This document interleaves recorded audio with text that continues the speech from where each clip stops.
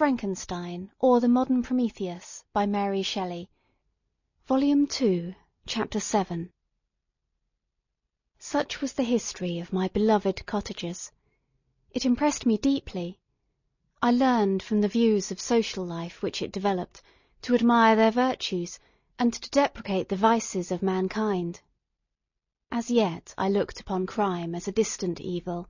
Benevolence and generosity were ever present before me, inciting within me a desire to become an actor in the busy scene where so many admirable qualities were called forth and displayed. But, in giving an account of the progress of my intellect, I must not omit a circumstance which occurred in the beginning of the month of August of the same year. One night, during my accustomed visit to the neighbouring wood, where I collected my own food and brought home firing for my protectors, I found on the ground a leathern portmanteau, containing several articles of dress and some books. I eagerly seized the prize, and returned with it to my hovel. Fortunately, the books were written in the language, the elements of which I had acquired at the cottage. They consisted of Paradise Lost, a volume of Plutarch's Lives, and the Sorrows of Werther. The possession of these treasures gave me extreme delight. I now continually studied and exercised my mind upon these histories, while my friends were employed in their ordinary occupations. I can hardly describe to you the effect of these books. They produced in me an infinity of new images and feelings that sometimes raised me to ecstasy, but more frequently sunk me into the lowest dejection. In the Sorrows of Werther, besides the interest of its simple and affecting story, so many opinions are canvassed, and so many lights thrown upon what had hitherto been to me obscure subjects, that I found in it a never-ending source of speculation and astonishment. The gentle and domestic manners it described, combined with lofty sentiments and feelings, which had for their object something out of self, accorded well with my experience among my protectors, and with the wants which were forever alive in my own bosom. But I thought Werther himself a more divine being than I had ever beheld or imagined. His character contained no pretension, but it sunk deep. The disquisitions upon death and suicide were calculated to fill me with wonder.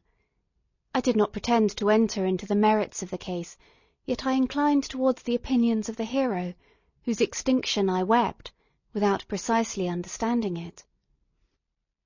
As I read, however, I applied much personally to my own feelings and condition. I found myself similar, yet at the same time strangely unlike, to the beings concerning whom I read, and to whose conversation I was a listener. I sympathized with, and partly understood them, but I was unformed in mind. I was dependent on none, and related to none. The path of my departure was free, and there was none to lament my annihilation. My person was hideous, and my stature gigantic. What did this mean? Who was I? What was I? Whence did I come? What was my destination? These questions continually recurred, but I was unable to solve them. The volume of Plutarch's Lives which I possessed contained the histories of the first founders of the ancient republics. This book had a far different effect upon me from the Sorrows of Werther. I learned from Werther's imaginations despondency and gloom, but Plutarch taught me high thoughts. He elevated me above the wretched sphere of my own reflections to admire and love the heroes of past ages. Many things I read surpassed my understanding and experience. I had a very confused knowledge of kingdoms, wide extents of country, mighty rivers and boundless seas. But I was perfectly unacquainted with towns and large assemblages of men. The cottage of my protectors had been the only school in which I had studied human nature, but this book developed new and mightier scenes of action. I read of men concerned in public affairs, governing or massacring their species. I felt the greatest ardour for virtue rise within me, and abhorrence for vice, as far as I understood the signification of those terms, relative as they were, as I applied them, to pleasure and pain alone. Induced by these feelings, I was of course led to admire peaceable lawgivers, Numa, Solon, and Lycurgus, in preference to Romulus and Theseus. The patriarchal lives of my protectors caused these impressions to take a firm hold on my mind. Perhaps, if my first introduction to humanity had been made by a young soldier, burning for glory and slaughter, I should have been imbued with different sensations. But Paradise Lost excited different and far deeper emotions. I read it, as I had read the other volumes which had fallen into my hands, as a true history. It moved every feeling of wonder and awe that the picture of an omnipotent God warring with his creatures was capable of exciting. I often referred the several situations, as their similarity struck me, to my own. Like Adam, I was apparently united by no link to any other being in existence, but his state was far different from mine in every other respect. He had come forth from the hands of God a perfect creature, happy and prosperous, guarded by the especial care of his Creator. He was allowed to converse with and acquire knowledge from beings of a superior nature. But I was wretched, helpless, and alone. Many times I considered Satan as the fitter emblem of my condition, for often, like him, when I viewed the bliss of my protectors, the bitter gall of envy rose within me. Another circumstance strengthened and confirmed these feelings. Soon after my arrival in the hovel, I discovered some papers in the pocket of the dress which I had taken from your laboratory. At first I had neglected them, but now that I was able to decipher the characters in which they were written, I began to study them with diligence. It was your journal of the 4 months that preceded my creation. You minutely described in these papers every step you took in the progress of your work. This history was mingled with accounts of domestic occurrences. You, doubtless, recollect these papers. Here they are. Everything is related in them which bears reference to my accursed origin. The whole detail of that series of disgusting circumstances which produced it is set in view. The minutest description of my odious and loathsome person is given, in language which painted your own horrors, and rendered mine indelible. I sickened as I read. "Hateful day when I received life!" I exclaimed in agony. "Cursed Creator! Why did you form a monster so hideous that even you turned from me in disgust? God, in pity, made man beautiful and alluring after his own image, but my form is a filthy type of yours, more horrid from its very resemblance. Satan had his companions, fellow devils, to admire and encourage him, but I am solitary and detested." These were the reflections of my hours of despondency and solitude. But when I contemplated the virtues of the cottagers, their amiable and benevolent dispositions, I persuaded myself that, when they should become acquainted with my admiration of their virtues, they would be compassionate and overlook my personal deformity. Could they turn from their door one, however monstrous, who solicited their compassion and friendship? I resolved, at least, not to despair, but in every way to fit myself for an interview with them which would decide my fate. I postponed this attempt for some months longer, for the importance attached to its success inspired me with a dread lest I should fail. Besides, I found that my understanding improved so much with every day's experience that I was unwilling to commence this undertaking until a few more months should have added to my wisdom. Several changes, in the meantime, took place in the cottage. The presence of Safie diffused happiness among its inhabitants, and I also found that a greater degree of plenty reigned there. Felix and Agatha spent more time in amusement and conversation, and were assisted in their labours by servants. They did not appear rich, but they were contented and happy. Their feelings were serene and peaceful, while mine became every day more tumultuous. Increase of knowledge only discovered to me more clearly what a wretched outcast I was. I cherished hope, it is true, but it vanished when I beheld my person reflected in water, or my shadow in the moonshine, even as that frail image and that inconstant shade. I endeavoured to crush these fears, and to fortify myself for the trial which in a few months I resolved to undergo, and sometimes I allowed my thoughts, unchecked by reason, to ramble in the fields of paradise, and dared to fancy amiable and lovely creatures sympathizing with my feelings and sharing my gloom. Their angelic countenances breathed smiles of consolation. But it was all a dream. No Eve soothed my sorrows or shared my thoughts. I was alone. I remembered Adam's supplication to his Creator, but where was mine? He had abandoned me, and in the bitterness of my heart I cursed him. Autumn passed thus.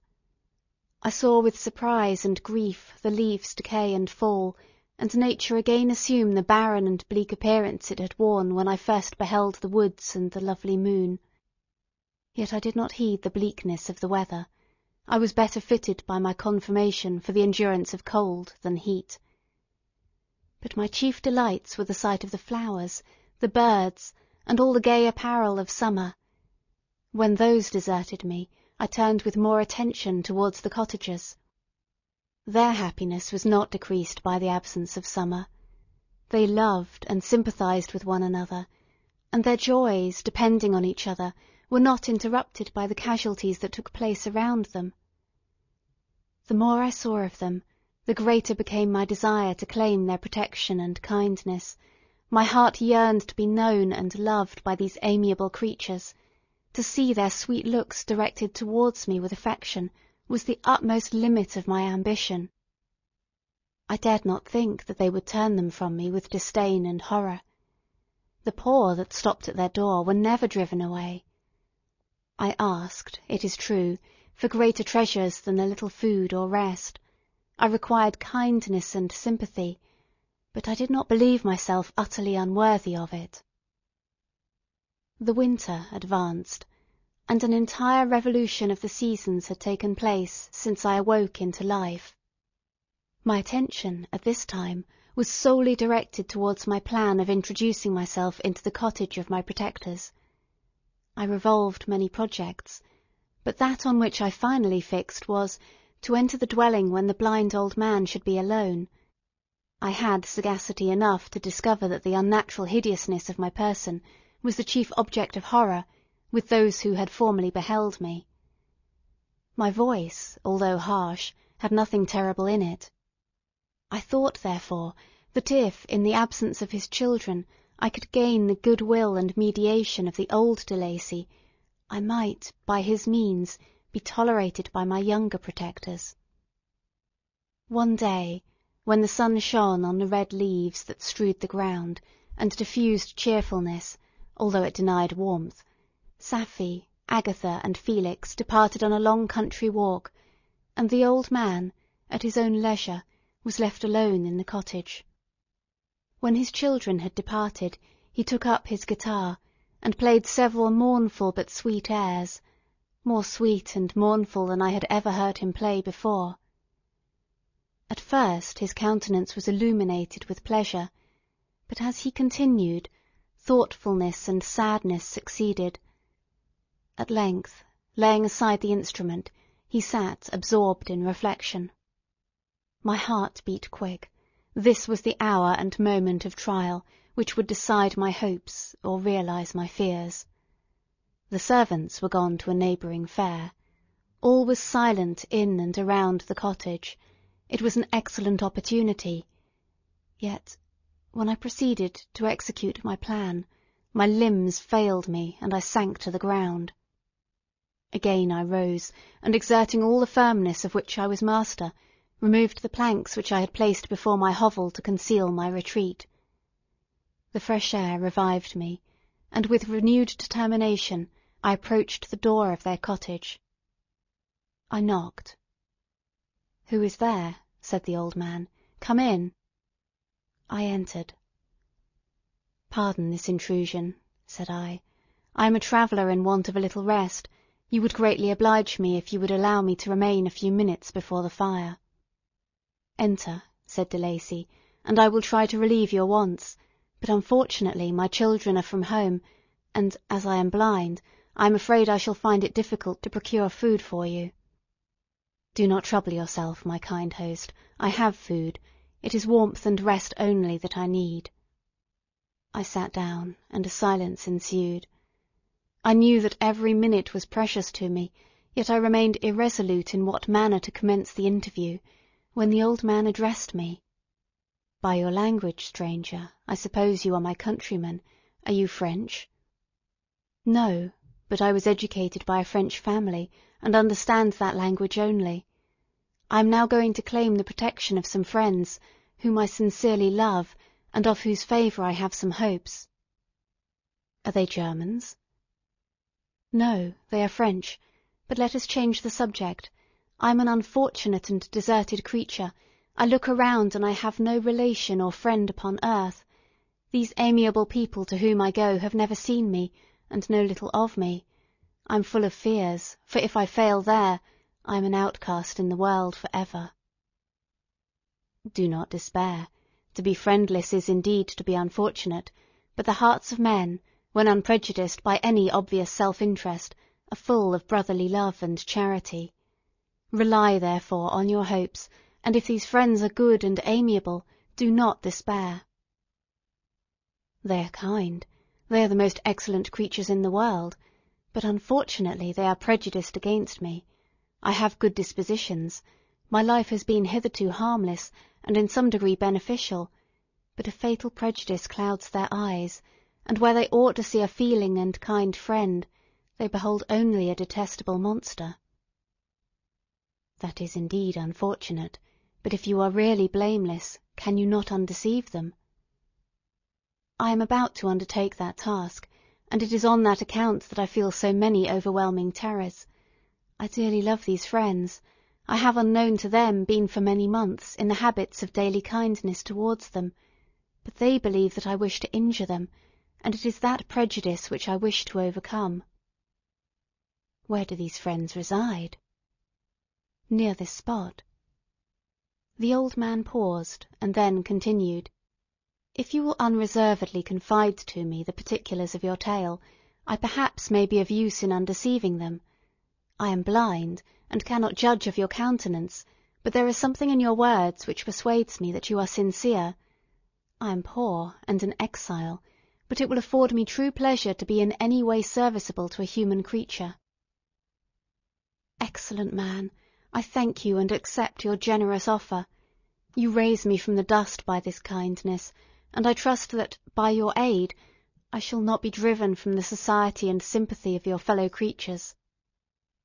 "Heaven forbid, even if you were really criminal, for that can only drive you to desperation, and not instigate you to virtue. I also am unfortunate. I and my family have been condemned, although innocent. Judge, therefore, if I do not feel for your misfortunes." "How can I thank you, my best and only benefactor? From your lips first have I heard the voice of kindness directed towards me. I shall be for ever grateful, and your present humanity assures me of success with those friends whom I am on the point of meeting." "May I know the names and residence of those friends?" I paused. This, I thought, was the moment of decision, which was to rob me of, or bestow happiness on me, for ever. I struggled vainly for firmness sufficient to answer him, but the effort destroyed all my remaining strength. I sank on the chair and sobbed aloud. At that moment I heard the steps of my younger protectors. I had not a moment to lose, but seizing the hand of the old man, I cried, "Now is the time. Save and protect me. You and your family are the friends whom I seek.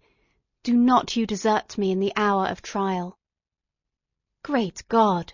exclaimed the old man. "Who are you?"